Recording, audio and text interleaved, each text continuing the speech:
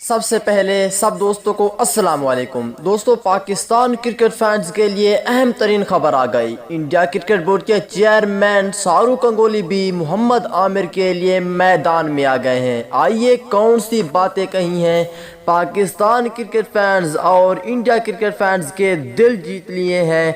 शाहरुख गंगोली ने शाहिद आफरीदी को बड़ा बयान जारी किया है जो कि मोहम्मद आमिर के हवाले से वीडियो होने वाली है, बहुत अहम। इस वीडियो को आखिर तक लाजमी देखें।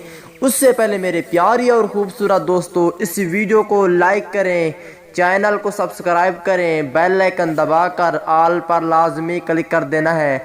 और आप दोस्तों ने मोहम्मद आमिर और शाहरुख गंगोली के हवाले से एक प्यारा सा कमेंट्स लाजमी करें।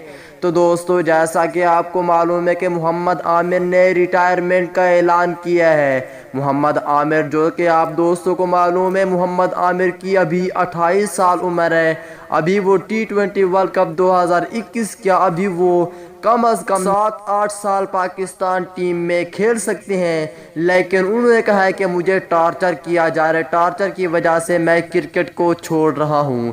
इस हवाले से शाहरुख गंगोली भी मैदान में आ चुके हैं। शाहरुख गंगोली ने क्या कहा है मोहम्मद आमिर के हवाले से, पाकिस्तान क्रिकेट फैंस और मोहम्मद आमिर के लिए बहुत ही अहम वीडियो है जो कि सब लोग देख रहे हैं।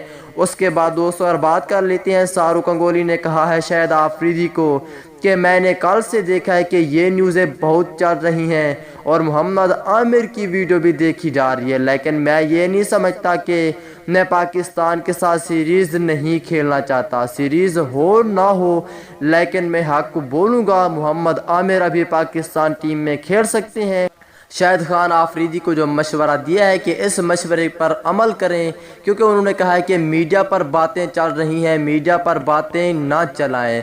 उसके बाद आप एक कमरे में बैठ के PCB को बुला के साथ में उनको मना लें और वो क्रिकेट खेलें। अभी इस हवाले से एक प्यारा सा कमेंट्स लाजमी